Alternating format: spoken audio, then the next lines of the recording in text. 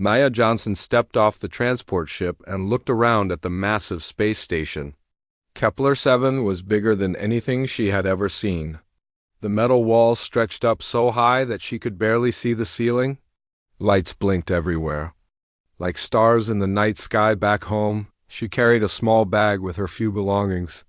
Everything she owned fit in one bag. That was how she had always lived. Simple.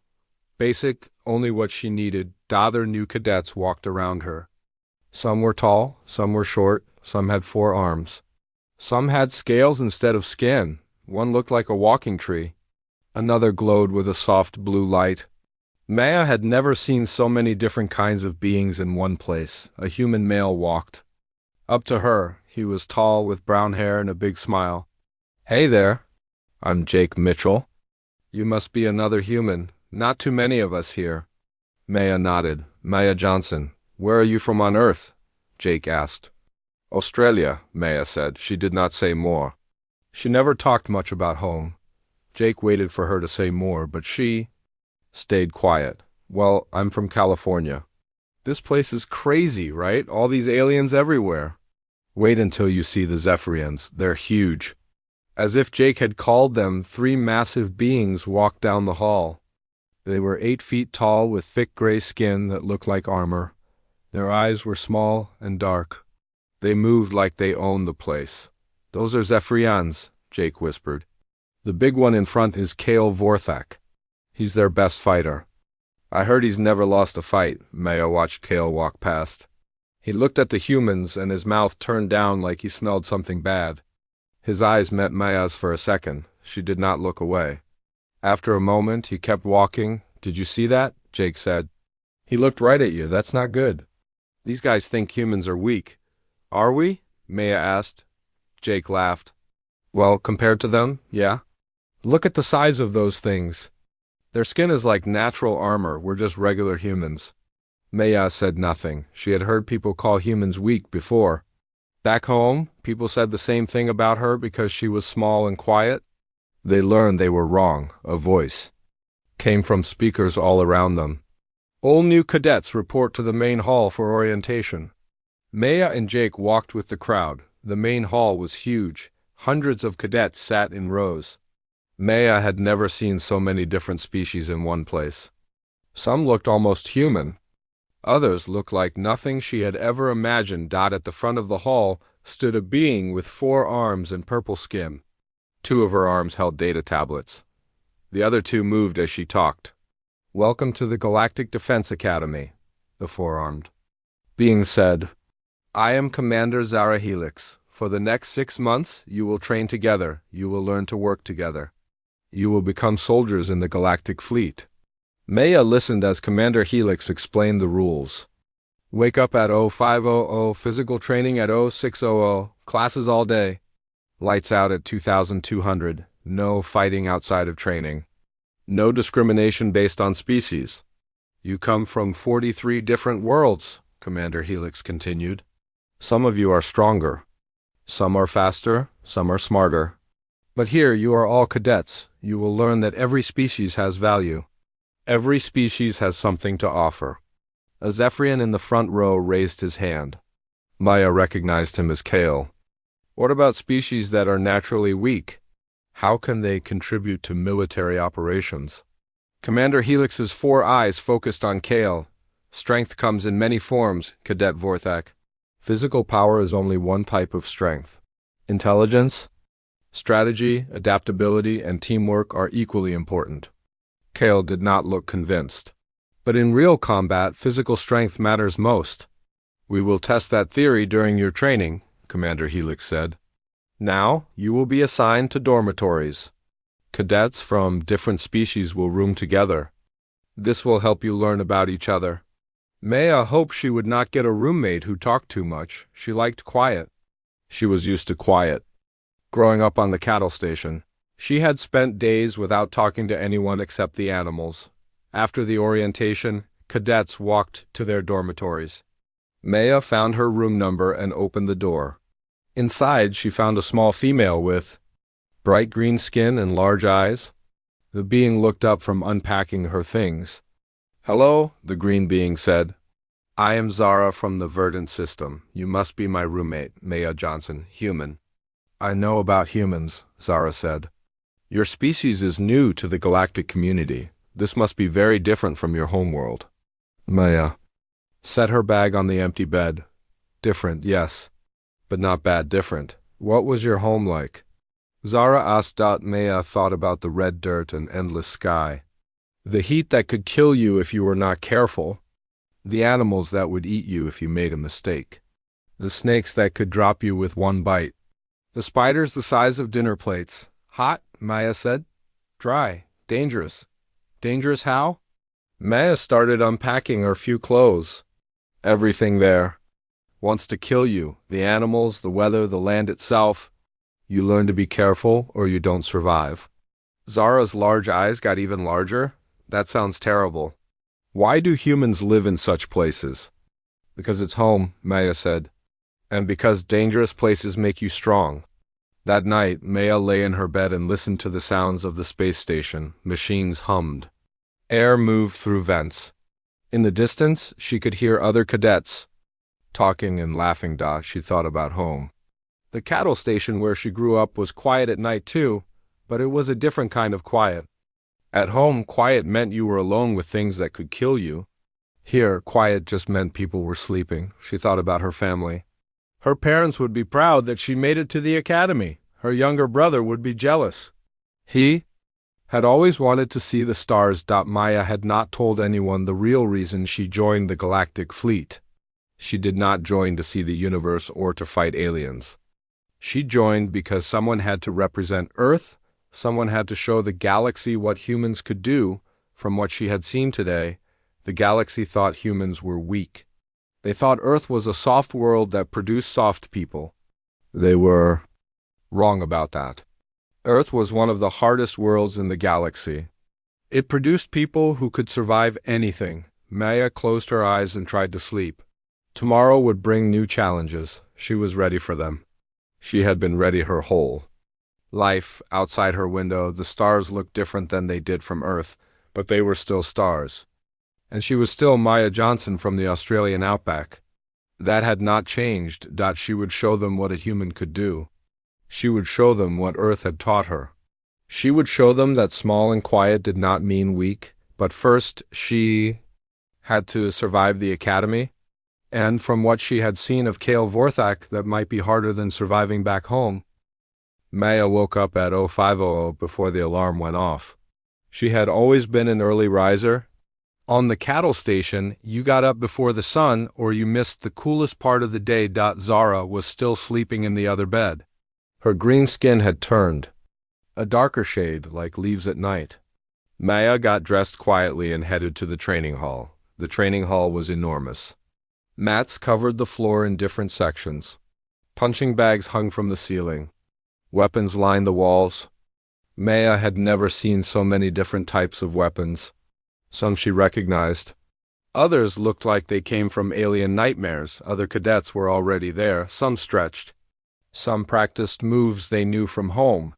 Maya found an empty mat and began her morning routine. Simple stretches first. Then basic movements her father had taught her. "You're up early," someone said behind her. Maya turned around. A human male stood there with messy brown hair and tired eyes. He was not as tall as Jake, but looked stronger. "I'm Sam Davis," he said, communications specialist. "Well, trying to be one anyway. You're Maya, right? Jake mentioned you yesterday." Maya nodded. "You couldn't sleep either?" "Too many strange sounds," Sam said. "This place never gets quiet. Back home in Montana, you could hear a pin drop at night. Here, there's always something beeping or humming." "I know what you mean," Maya said. She liked Sam already. He seemed calmer than Jake, less eager to impress everyone. More cadets began to arrive. Maya watched them practice their fighting styles. The Zephyrians moved like tanks, slow but powerful. Every punch could break bones. The crystalline beings moved like dancers, all flowing motions and precise strikes. The tree-like florals used their branch arms to grab and throw. At 06:00, instructors arrived. Commander Helix walked in with two other beings Maya had not seen before. One looked like a metal robot. The other had 6 legs and moved like a spider. Today, we begin combat training, Commander Helix announced. You will learn to fight alongside other species. You will learn their strengths and weaknesses. You will learn your own. The robot instructor stepped forward. I am Instructor Beta 7. I will teach you hand-to-hand combat. Today we start with basic sparring. You will be paired randomly. Maya hoped she would not get paired with a Zephyrian on her first day. She was not ready for that yet. She needed to watch them fight first, learn their patterns. Maya Johnson, Instructor Beta 7 called. You will spar with Hex, a crystalline being stepped forward. Hex was about Maya's height, but made of what looked like living crystal. Light moved through his body in patterns. He seemed nervous. I do not wish to hurt you, Hex said quietly. My people are stronger than we appear. It's okay, Maya said. I'm tougher than I look. They moved to a mat. Other pairs began fighting around them. Maya heard grunts and impacts. She saw a human cadet get thrown across a mat by a floral. The human got up holding his ribs. Hex moved carefully. He threw slow punches that Maya easily avoided. She could. See, he was holding back, afraid to hurt her.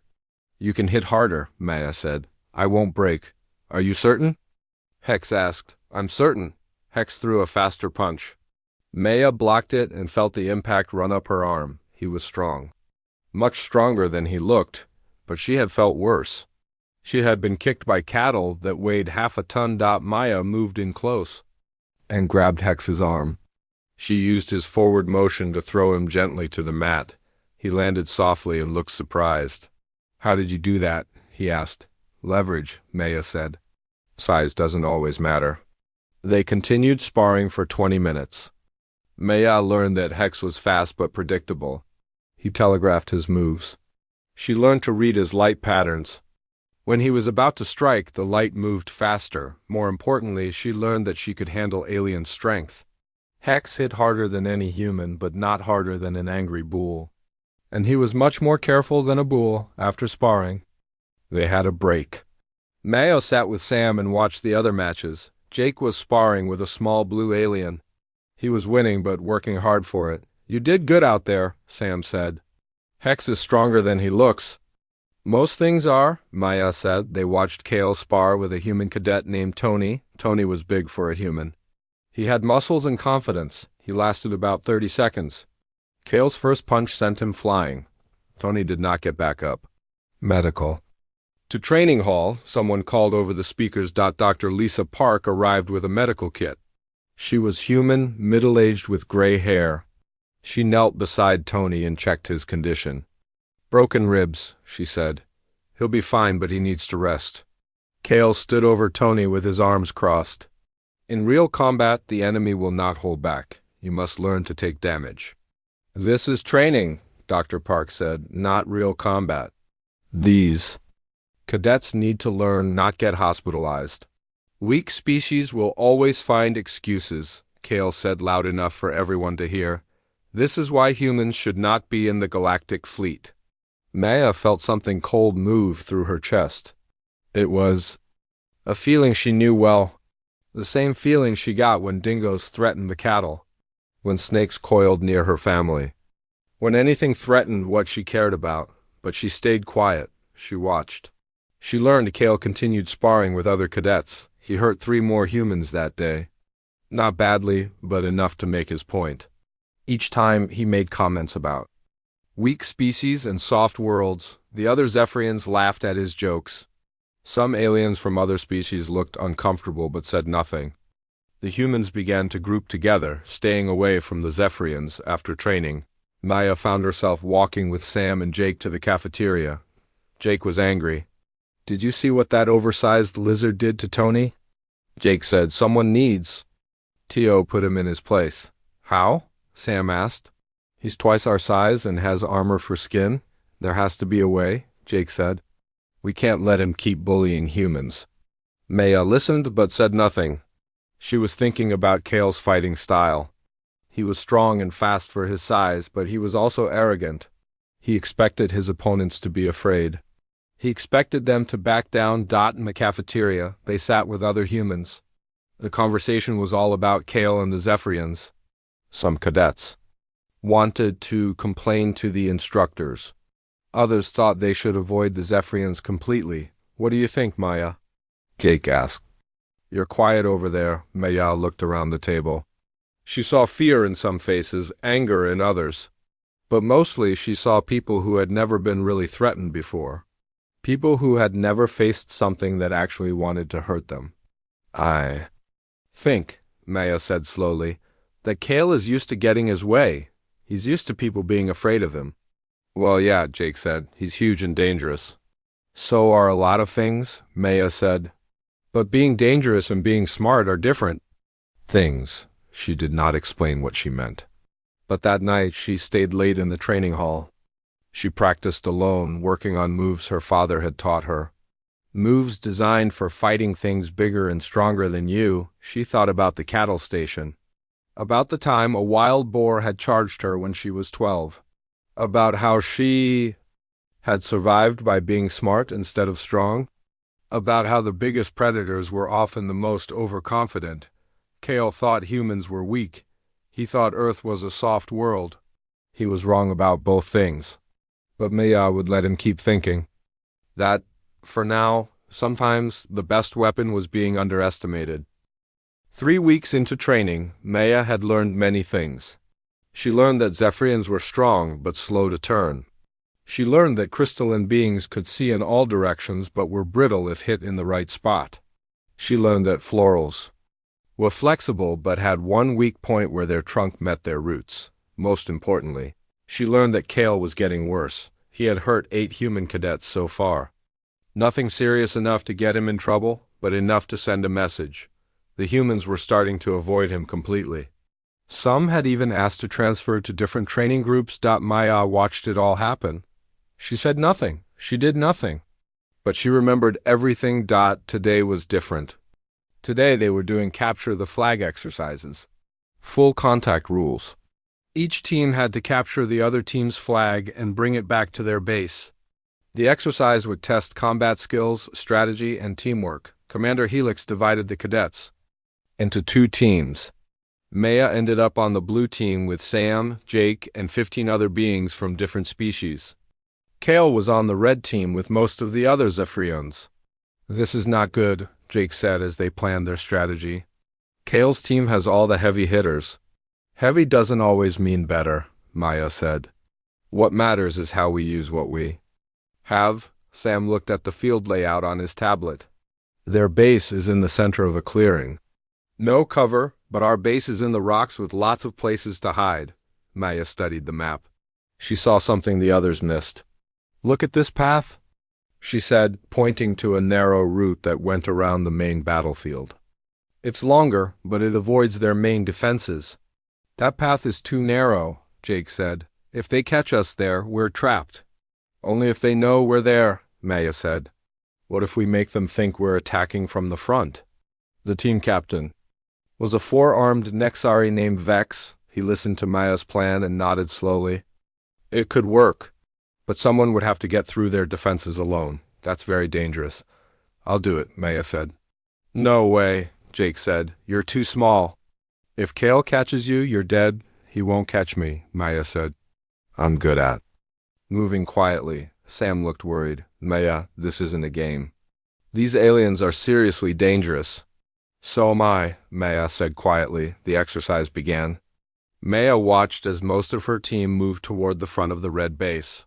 They made noise and showed themselves clearly.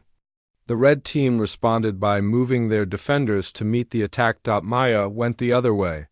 She moved through the narrow path like a shadow. She had learned to move quietly on the cattle station. When you were checking on animals at night, you did not want to wake them up. Scared cattle could hurt you. The path was darker than the main field. Maya's eyes adjusted quickly. She had spent many nights outside without artificial light. She could see better in the dark than most aliens. She reached the back of the red base without being seen. The flag was there, guarded by only one cadet. A small blue alien who looked bored. Maya waited and watched. She timed the guard's movements. Every 2 minutes he walked to the left side of the base to check something. That gave her about 30 seconds to grab the flag and run. She waited for the right moment. When the guard moved away, she ran forward. Her feet made no sound on the dirt.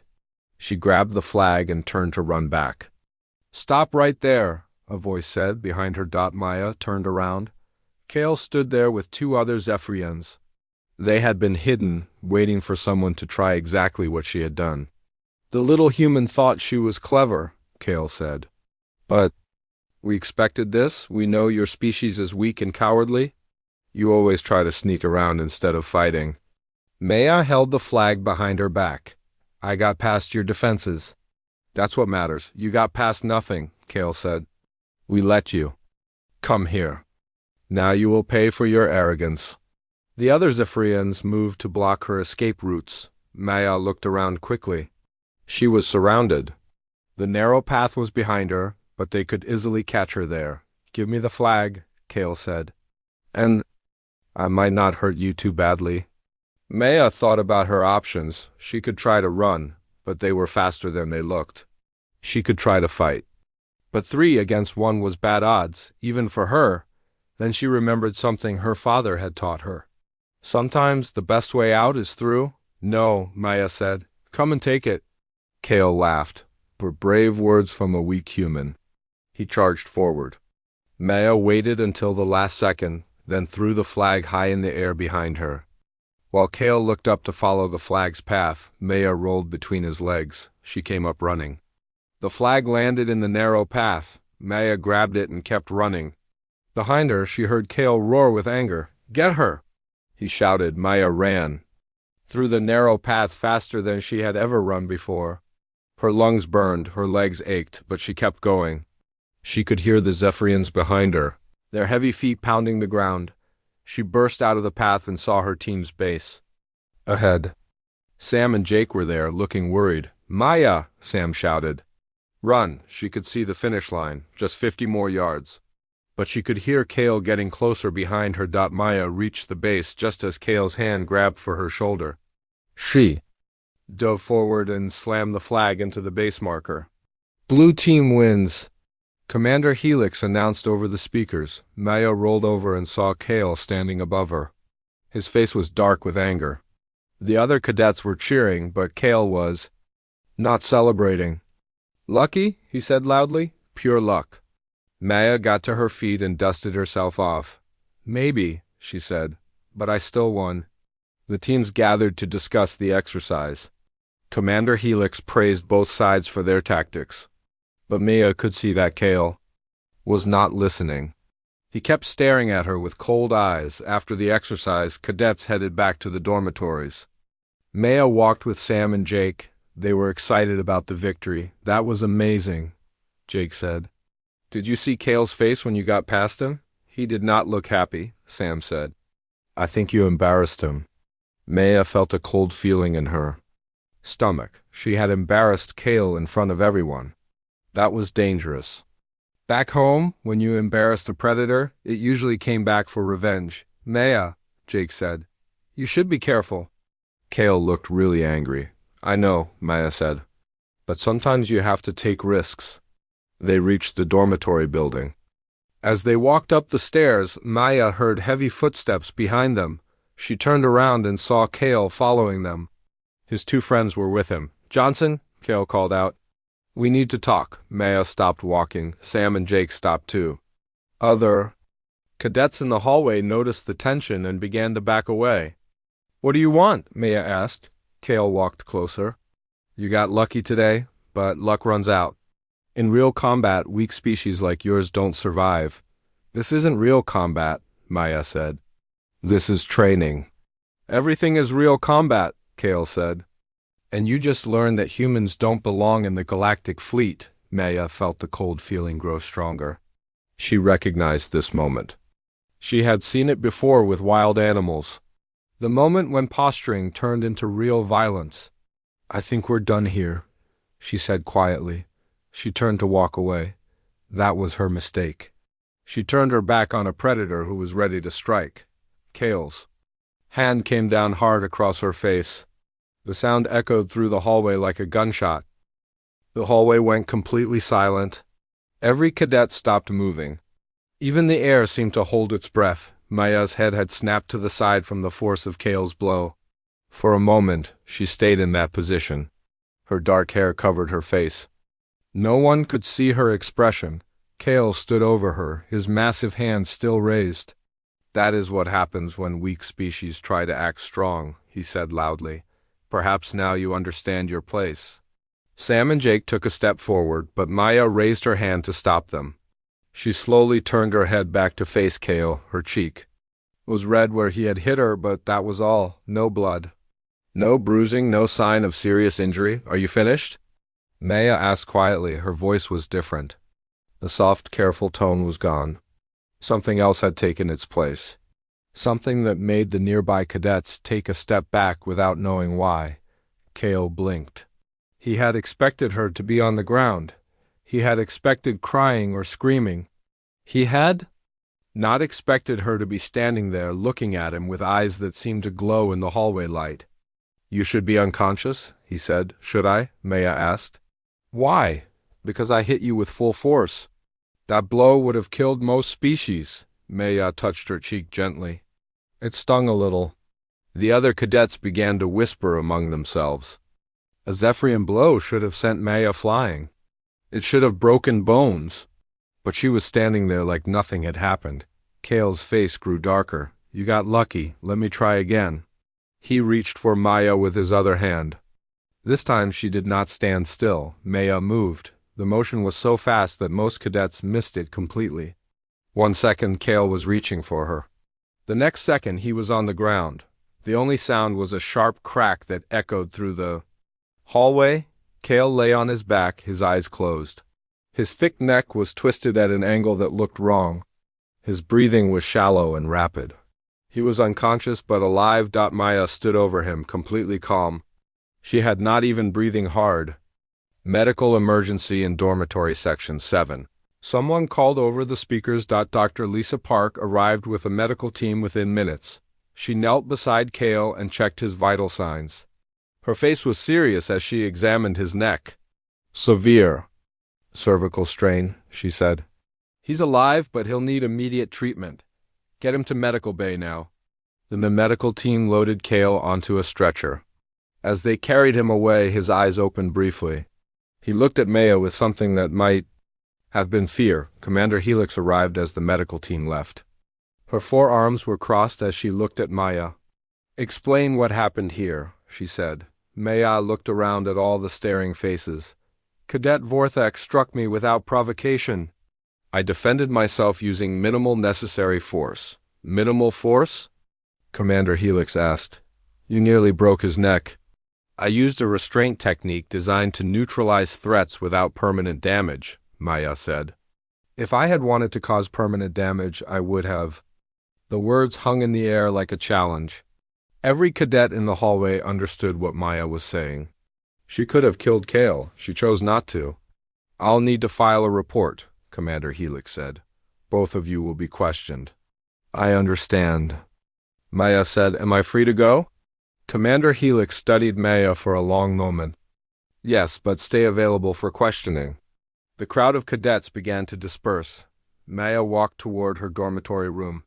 Sam and Jake followed her. "Maya," Sam said quietly. "How did you do that?" Maya did not answer immediately.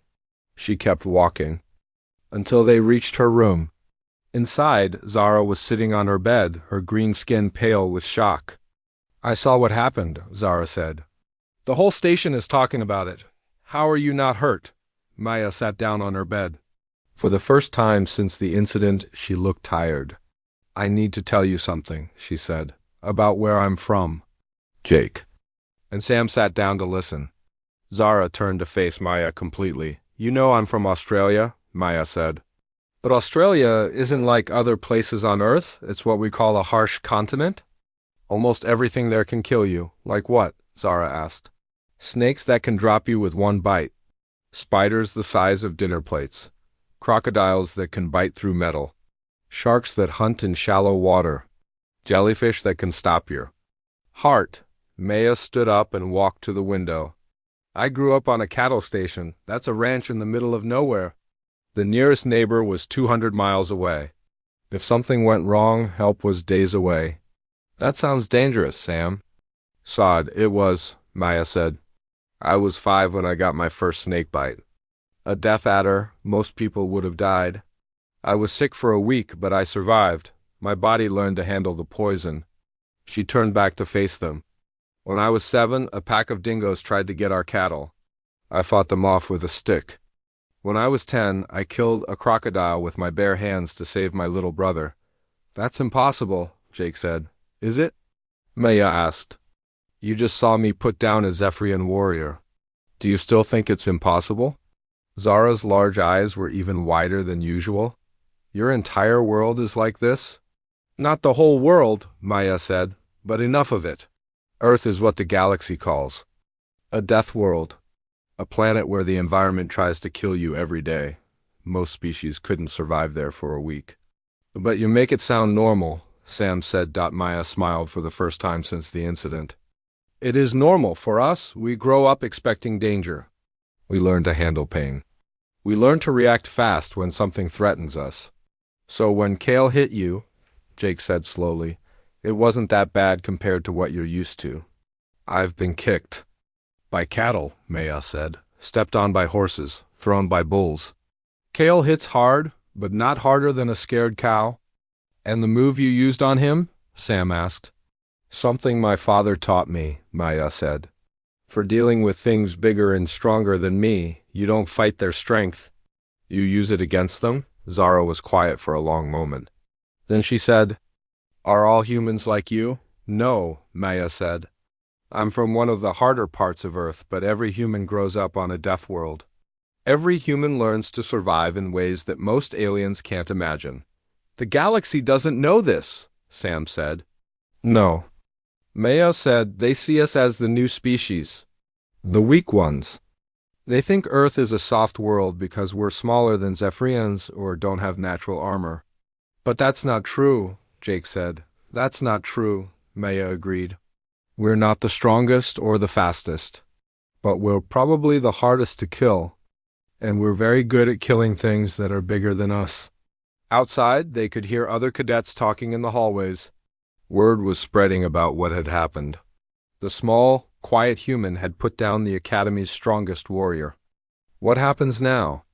Zara asked. Maya looked out the window at the stars. Now the galaxy learns what humans really are. What Earth really is. And why you should never underestimate someone just because they're small and quiet. Will you get in? Trouble? Sam asked. Maybe, Maya said. But I defended myself. That's not against the rules. Kale will want revenge, Jake said. Maya's smile was not warm. Let him try. Next time I might not be so gentle. The room fell quiet. Outside, the Academy continued its normal routine. But everyone knew that something had changed. The small human from the death world had shown her teeth, and the galaxy would never see humans the same way again. News of the incident spread through the Academy like wildfire. By morning, every cadet knew what had happened. The small human girl had put down Kale Vorthek with one move. Maya woke up to find 3 messages waiting for her. One was from Commander Helix asking her to report for questioning. One was from Dr. Park asking about her medical history. The third was from someone she did not expect. Maya Johnson, please come to my office immediately. We need to talk. Admiral Chun, Academy Director. Maya had never met the Academy Director. She knew he was human, one of the few humans in high positions in the Galactic Fleet. She wondered if she was in serious trouble. The Academy Director's office was on the top level of the station. Maya had never been that high up before. Through the large windows, she could see ships coming and going from the docking bays. Admiral Chun was a small man with gray hair and kind eyes. He looked like someone's grandfather, not a military leader. He smiled when Maya entered. Sit down, Maya, he said. Would you like some tea? I have earth tea, real stuff from home. Yes, sir, Maya said. She was nervous but tried not to show it. Admiral Chun poured 2 cups of tea. The smell reminded Maya of her mother's kitchen. I've been reading your file, he said. Born in Australia. Grew up on a cattle station. No previous military experience. But yesterday you neutralized a Zephyrian warrior in one move. He attacked me first, sir, Maya said. I know, Admiral Chun said. I'm not here to punish you. I'm here to understand. The medical report says Kale has severe neck trauma but will recover fully. Dr. Park says you used perfect technique. Number. More force than necessary. Maya sipped her tea. It tasted like home. My father taught me that move. For dealing with dangerous animals? Dangerous animals, Admiral Chun repeated. Like bulls and crocodiles? Maya looked surprised. You know about that, sir? I know more than you think, Admiral Chun said. I'm from Earth too, Maya, from Alaska. I grew up hunting polar bears and surviving winters that would kill most aliens. I understand what Earth teaches its children. He walked to the window and looked out at the stars. When I first joined the Galactic Fleet 20 years ago, they thought humans were weak. They gave us jobs like communications and supply management.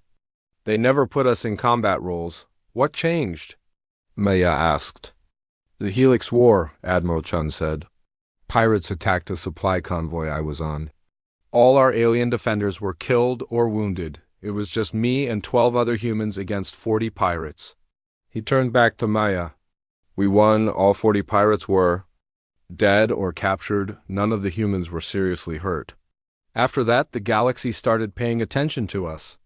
Maya felt a warmth in her chest, pride maybe, or just relief that she was not alone. But even now, Admiral Chun continued, most aliens don't understand what humans really are. They see us as useful but fragile. What you did yesterday is going to change that. Is that good or bad, sir? That depends on what we do next, Admiral Chun said. The galaxy is going to want to know more about humans. About Earth, about why a small girl from Australia can defeat their best warriors. Over the next few days, everything changed at the Academy. Cadets who had ignored Maya before now watched her carefully. Some with fear, some with respect, some with curiosity. The Zephyrians were the most changed. Kale's friends no longer bullied human cadets. They kept to themselves and spoke quietly among themselves. Word had gotten back to their homeworld about what happened. Kale himself returned to training a week later. He wore a medical collar around his neck and moved more carefully than before. When he saw Maya in the hallway, he stopped walking. Johnson, he said. Maya stopped too. Other cadets nearby went quiet, ready to run if another fight started.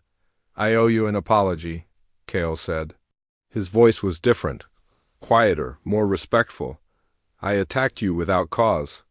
I was wrong about humans. I was wrong about you. Thank you, Maya said simply. I have been thinking, Kale continued, about what you said. About strategy being more important than strength. I think you were right. Sometimes, Maya said. But strength matters too. You're strong, Kale. You just need to use it smarter. Kale nodded slowly. Perhaps you could teach me about strategy. About fighting smart instead of fighting angry, Maya smiled. I'd like that. News of Maya's abilities reached beyond the Academy. Reports were sent to fleet headquarters.